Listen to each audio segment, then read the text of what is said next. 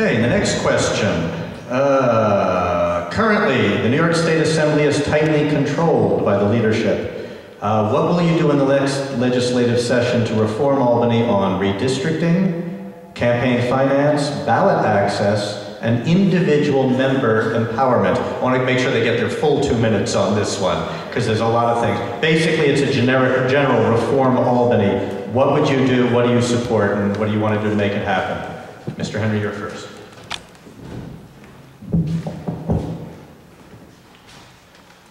When I beat Sheldon Silver, who's now the chairman of the Rules Committee, the State Assembly will need a new Assembly person.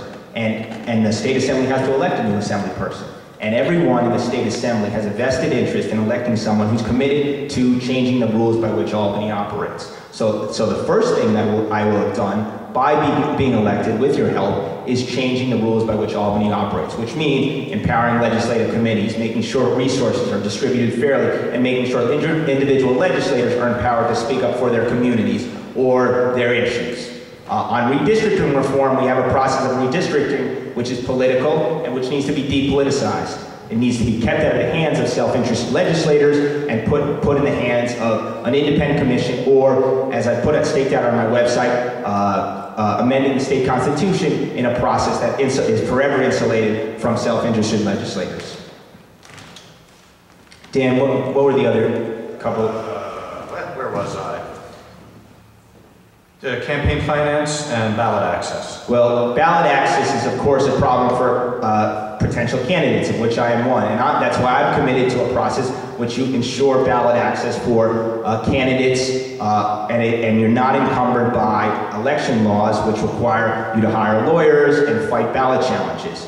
In terms of campaign finance, I believe 100% unequivocally in clean money, clean elections. I've recently staked out we recently put a little YouTube video up on our site, and we put it out in the media, and it's where I'm on the streets asking normal and abnormal New Yorkers, because we know there's all sorts, if they'll contribute $5 to my campaign as a sign of the support in the population for removing the money out of politics. And of course, a clean money, clean elections program means getting a small number of getting a small dollar contribution from a great number of people, rather than having big money donors fund election races. And that's what I'm committed to.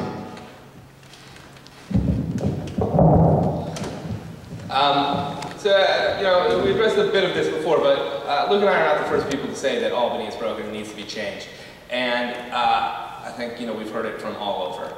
And frankly, Sheldon Silver is not the first Speaker of the State Assembly who runs things in a secret fashion. Sheldon Silver became Speaker when Saul Weprin had a stroke. Now, they had to choose a new Speaker, but they had no impetus for change. The only reason why they had to choose a new Speaker was because somebody fell ill. Now, if they have to choose a new Speaker because Sheldon Silver loses to a 33-year-old community organizer on the Lower East Side, I guarantee you they're going to change things. Nothing is more important to elected officials than their nice jobs in Albany.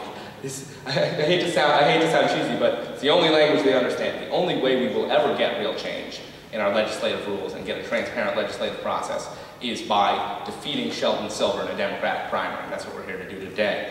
But in terms of redistricting, we can have very specific proposals. I think in the city we need to have our districts drawn so they adhere to community boards as tightly as possible. I think we need to, in upstate and the rest of the state, we need to have them drawn to county lines and village lines, etc. You can go into the details of that proposal, but what it is we've had a deal on redistricting for 30 years in this state, where the Republicans get to draw the state Senate and the Democrats get to draw the Assembly. So we've got 108 out of 150 Assembly members as Democrats, and we've got 32 Republicans and 30 Democrats in the state Senate in one of the most democratic states in the country. Every time you hear people telling you that Joe Bruno's blocking this and Joe Bruno's blocking that, Joe Bruno's blocking that because Sheldon Silver gave him the pen to draw his majority. So that's number one, we have to change that. I am a firm supporter of clean money, clean elections, public financing of elections. It has to be voluntary for constitutional reasons, but in fact, Nobody who has ever been involved in a campaign can tell you they'd rather spend hours and hours on the phone begging for money when they can reach out to their constituents and talk to voters like we're doing today.